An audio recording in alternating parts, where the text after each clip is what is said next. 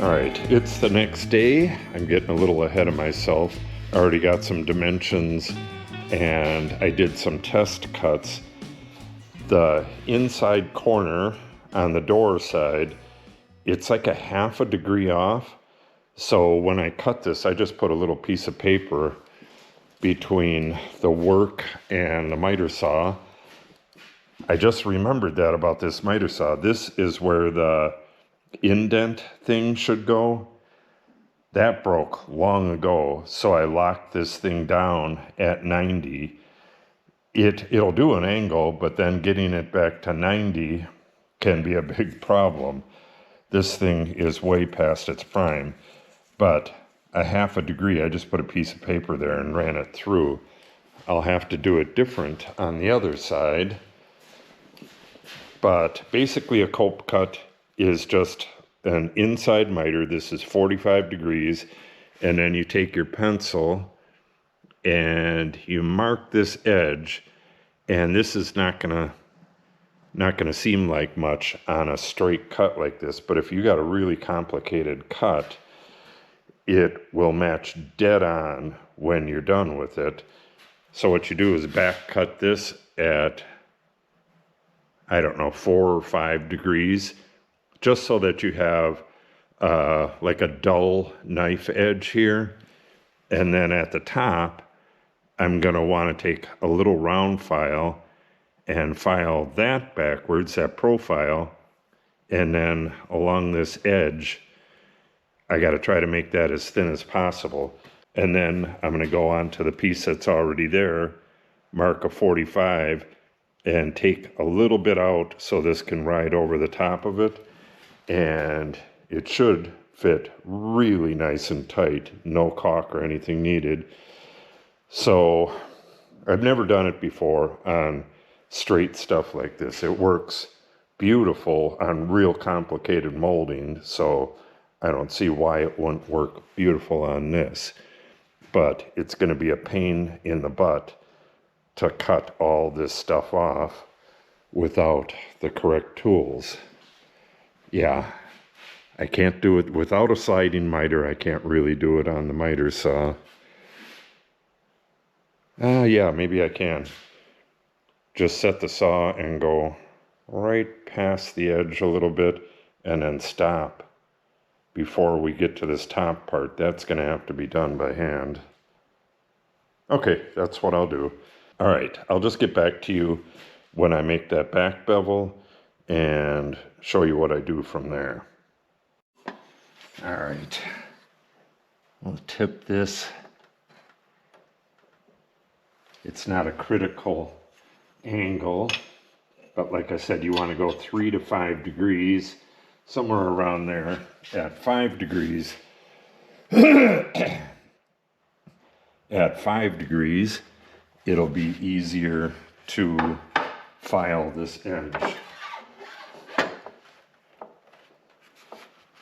That's going to be kind of hard to hold this.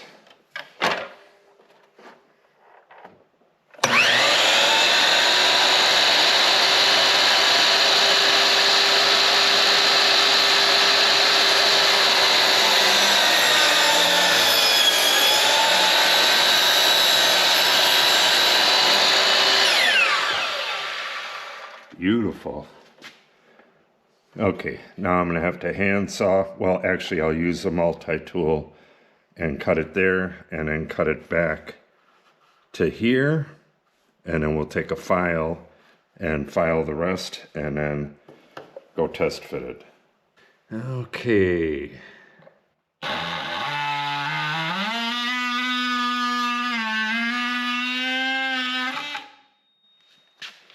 And then got to be real careful on this that we don't remove any of the top.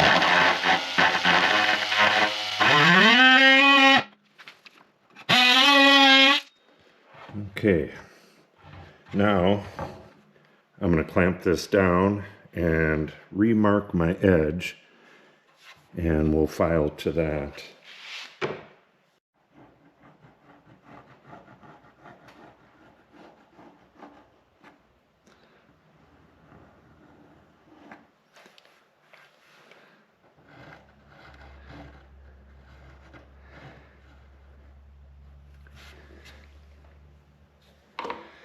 Yeah, that 1/2 degree bevel, it's almost right on here, but we got a good deal more meat up here.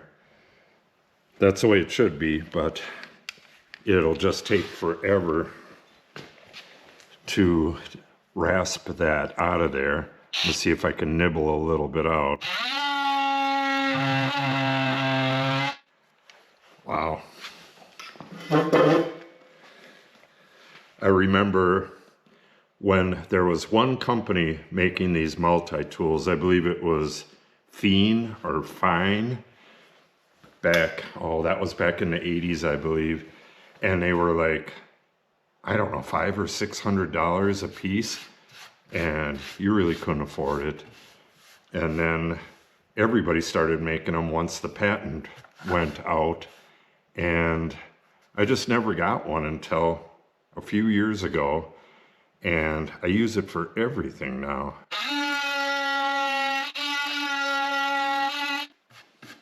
Okay, as long as you can see your line, you're doing good. And then now I'll take the rasp to it first and get it real close to the line, and then I'll take a finer file and wrap it up.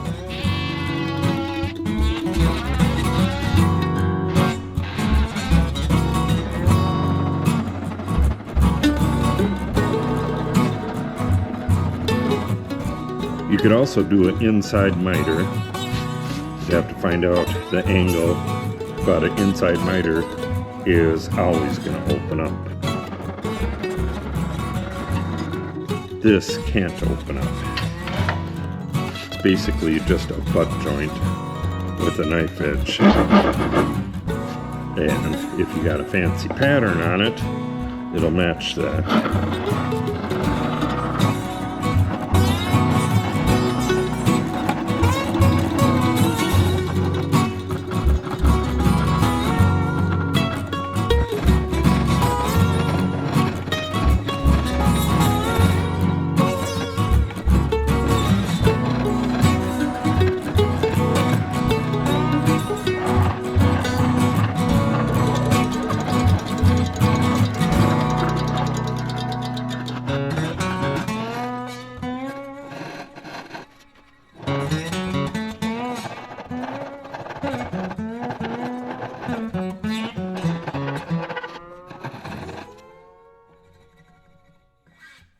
Okay, I'm going to run this over and we're going to test fit it.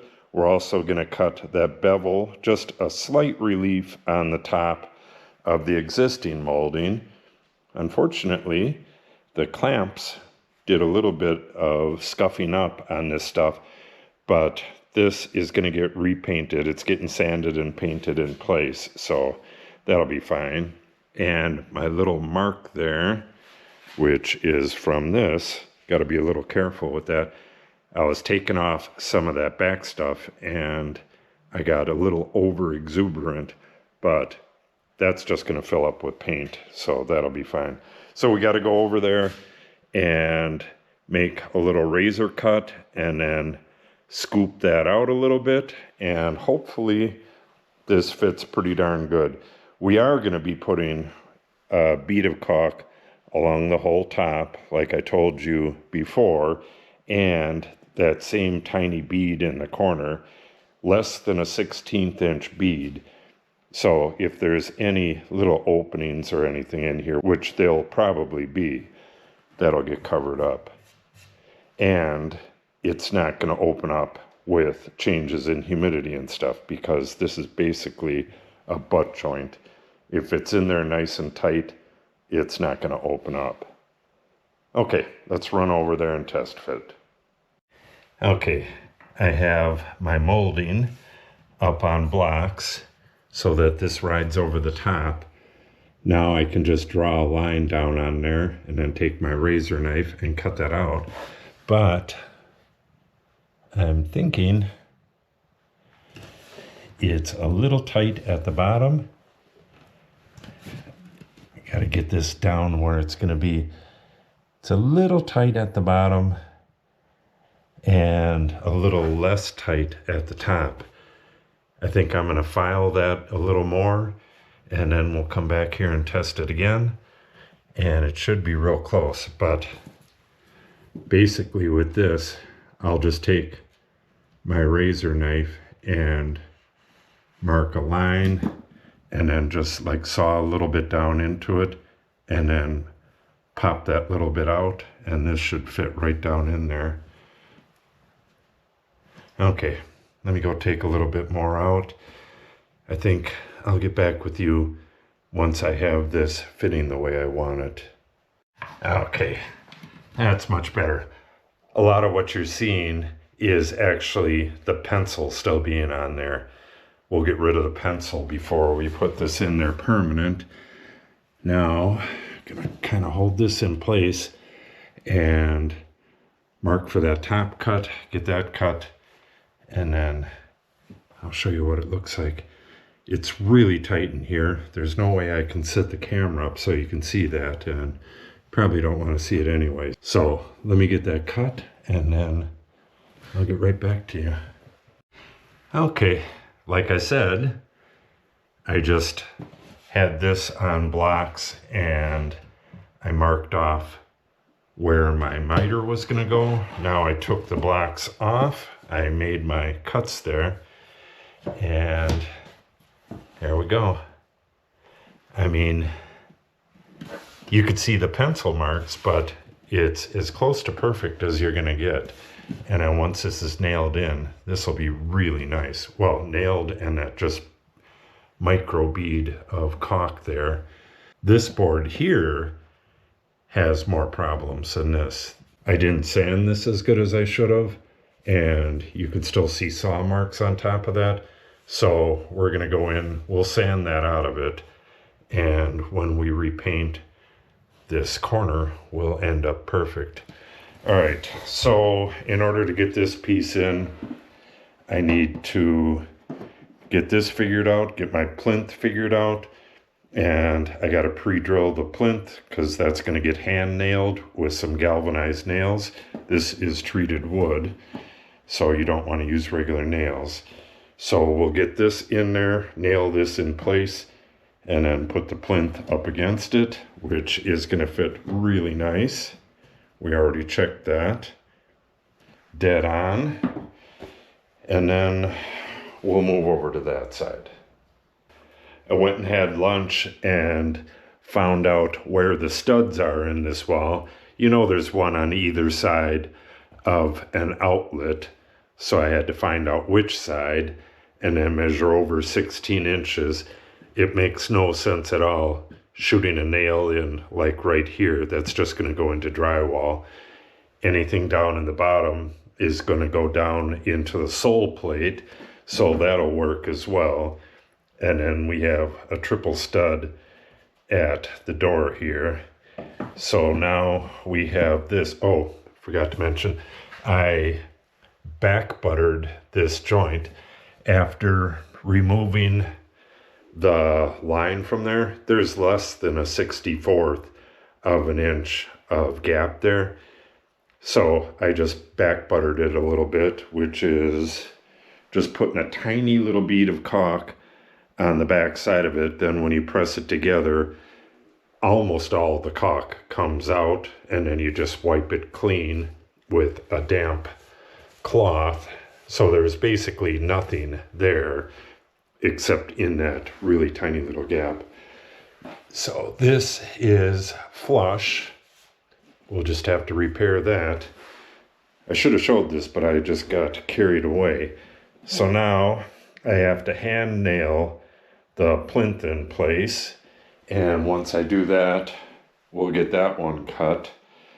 Now that you know how I do these cope cuts, if you try that on something that's really intricate, maybe some casing or a crown or something, it's going to fit just the same. And you can like feather that top. Most moldings don't have a top that's 3/4 of an inch thick. They get a lot thinner at the top. And you can just file that, and it should fit without making that cut and relieving it a little bit. All right.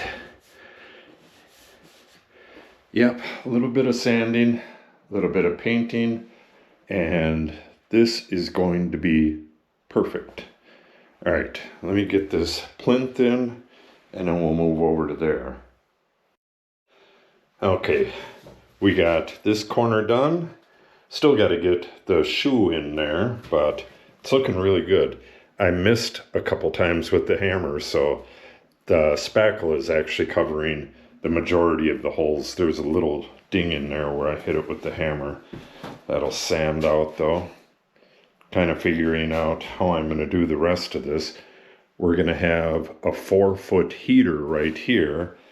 So I think I'll put in a plinth block and a solid piece, no cope cut, on this side, and then cope cut it and come over to the heater, and that's going to have a straight edge plus something. I'll show you that when we get to it. It's going to go up and over the heater, but I'm not going to cut the molding up and over the heater, and I'll explain why later. But then after the heater, it's going to have straight edges on both sides, and then this last one here is going to have a cope cut on that end and a miter on this end. Both of these are going to have miters going through the door. We changed our minds, if I didn't mention that, because of this. Yeah, I think I did mention that, because of the uneven height. We'll just take that out of the base molding and figure that out later, how to go around the corner and stuff. Good, good, good. So I'm going to get this piece in, and I can put the base in as well if I got time. I may have time today, so let's go get this next piece cut. Takes a while to get the cope cut on it, so we'll see how much time we have left. All right, I got this next one cut. This only took like about 10 minutes. And you can see that there's a fairly even gap right there. What that is from the point. It's pretty much, it's dead on, but you can see that I back cut this one a little bit, and that this goes out like that. So I'm going to have to remove a little bit of the point until this fits all the way in. See, it's just hitting that very point. I'll take that point off, and then we'll get that fitted. And then this piece is basically going to go around the corner temporarily, but we'll use this once this is done. We'll use this to get the exact location of the miter going around the corner, and then we're just going to tack this in place with some brads. This will be nailed in place permanently, and I think we'll start putting a shoe in after that. Okay, let me fix this. Okay, it's closing up now. I could take a little bit off the top here, and then it should be perfect. I'm going to go do that. I'll be right back. No matter what it looks like when I come back, it's going to be a little bit closer than what it is, and it's tight up here, and it's about a 64th off down here. So no matter what it looks like, I'm going to make that cut, back butter it. Oh, it's going to slide down a little bit too, so it might actually look a little different. Actually, I should just do that right away. Make my cut and then test fit this right where it needs to be, because the angle of it might change. When I took a test piece and put it up against this, it was dead plumb, and sitting on these two little sticks, it might not be dead plumb. So let me do that. We'll test it and then possibly go and do a little work on it, but maybe not. Okay, I don't have to do any refining at all. That is just a bazillimeter. As soon as I turned off the camera, I slid this out and then slid it back in a little harder, and it closed up. There must have been something in the way. And hopefully, see, we got a stud right here somewhere. I have that marked down. Hopefully this will pull in better. There's quite an opening there. It should pull in just fine. There's only a stud at the end. I believe there's a stud at this end. It just needs to be accessible, and I don't know if I can fire over to it. But there's one here, and a couple at the end. And the problem with that is if it's not right where you need it, it may not be all that helpful. You can put as many nails as you want at the bottom, but that's not going to close up the top. I think this is going to close up just fine though. Let me find my list of nail locations and mark them on there, and we'll get this nailed in. Oh, we gotta cut the miter. Getting ahead of myself again. Let me go do that, and we'll get this nailed in. It is really tight back here, and I need 2 hands to do this. But all I'm doing is getting this tight against the wall and this tight where it needs to be. And I'm making a little line here and here. And my miter will come out. I'll transfer that line onto the face. And then that's where my miter is going to end. And then I should have a pretty decent miter. Yeah, we're going to have to notch this up onto this floor. This floor is going to be a bit higher, and there's going to be a threshold in here.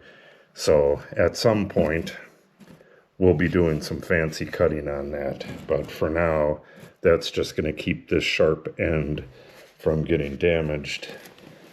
All right, let's go get that cut. All right, I almost did this without recording again. Trying to get as much done as possible. So again, I gotta show this.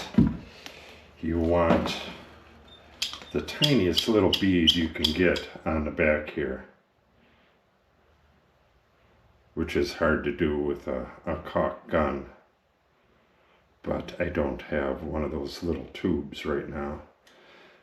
So that's more than enough, and I'll probably wipe some of that off.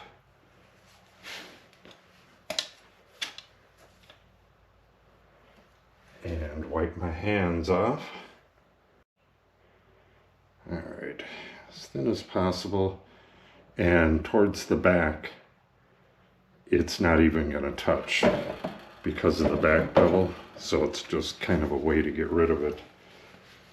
Jeez, I really hate caulk.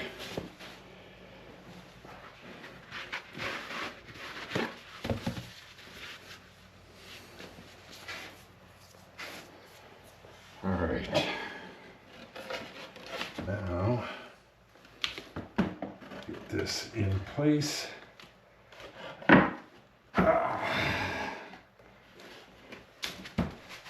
Kind of smooched it onto the face there when I was putting this on, but just wipe that off. All right, here is my stud.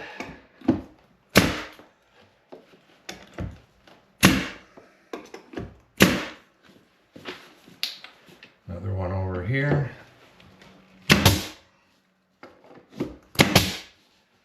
And then there's one pretty deep in there, but I should be able to hit it.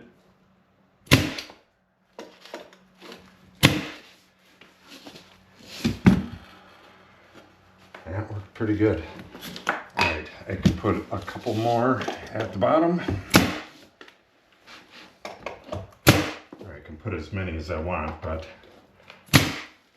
that's all I need.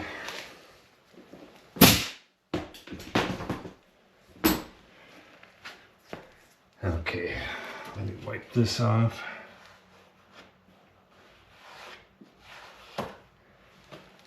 Got it on the wall. Okay, I got it off the wall. She doesn't have the flooring going far enough. You can see the edge of it. I mean, the shoe's going to cover that, but oh well. Okay, I'm going to test fit this filler piece, and if it's perfect right away, I'm just going to tack this in with a couple brads, and then we'll move on real quick to the shoe, and hopefully I'll be able to get all the shoe in today. Okay, this is a much more typical cope cut, and you generally cut it with a coping saw, which is why it's called a cope cut. This is PVC, so I don't know, it's kind of rough. I've never cut a cope on PVC before. I would imagine it would be easier because there's no grain, but we'll see.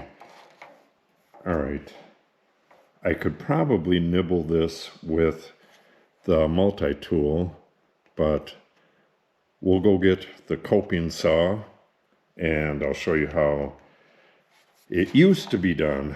Well, it's a pretty good way to do it.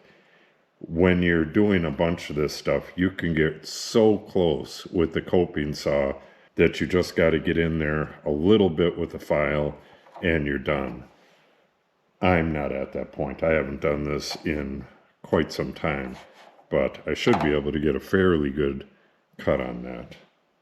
All right, let me go get the saw and we'll proceed.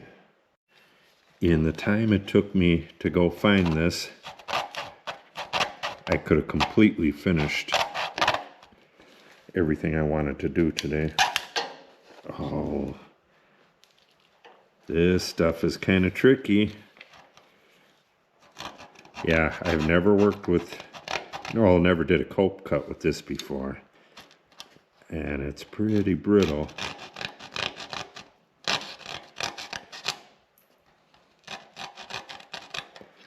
I'll probably be better off with the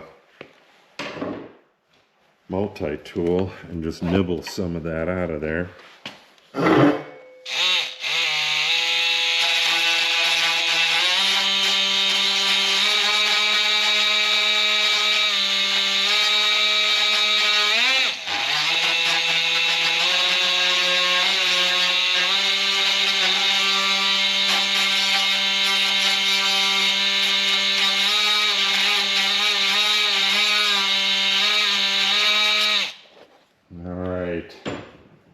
As far as I dare go. This stuff is really flimsy. Now I can move this in. I didn't buy this PVC molding on purpose. We use it outside, but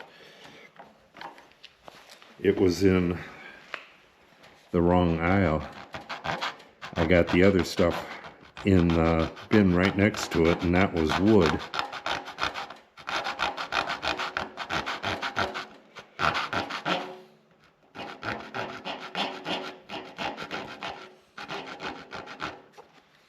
It certainly files easy. Just hope it doesn't break.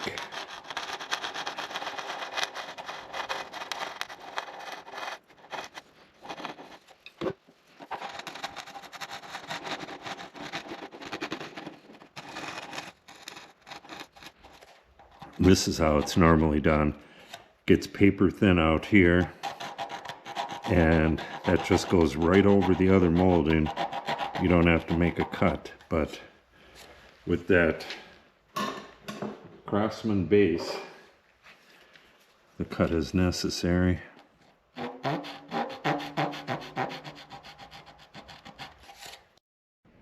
That is what the finished cut looks like. And that should go right over the molding that's there already. And we're gonna have to measure for the other cut and come back and do that.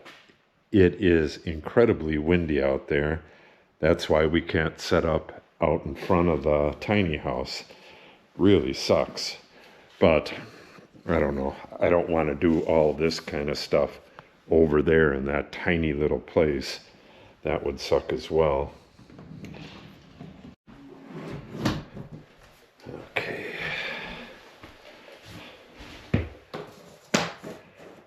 Bada bing, bada boom.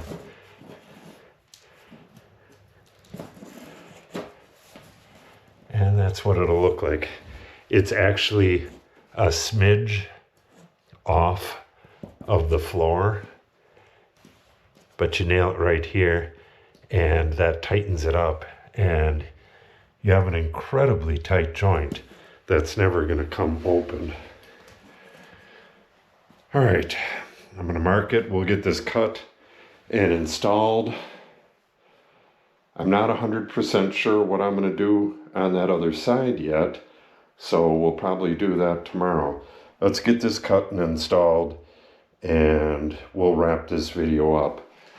That other side will be part of the next video when we do the casing on the doors and work our way around the corner, install the heater, stuff like that.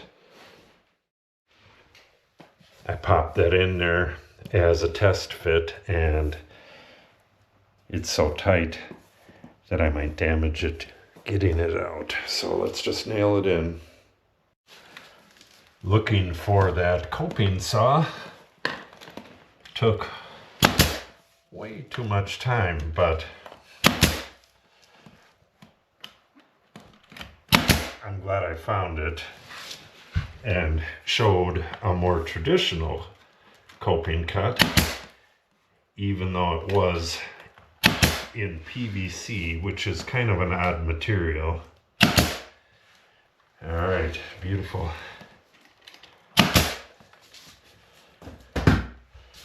Now, like I said, Natalie's gonna do the hole filling, and that joint is just fine the way it is. I'll probably just put a little spackle. Well, I might as well get the holes on this. And I'll be doing some sanding on this probably tomorrow. Yeah, this is looking really nice. I like how the base shoe blends right into this plinth.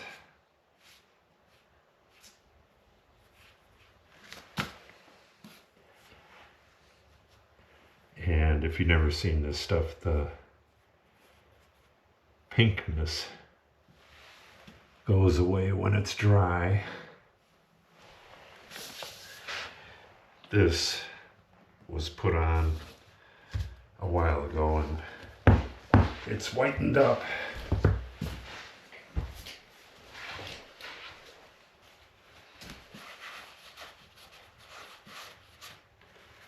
Because this is PVC, I'd rather not be sanding on it, so we'll wipe this off. That's spackle, and then this stuff will get out of it. Well, actually I can wipe that off too. Wipe most of it off.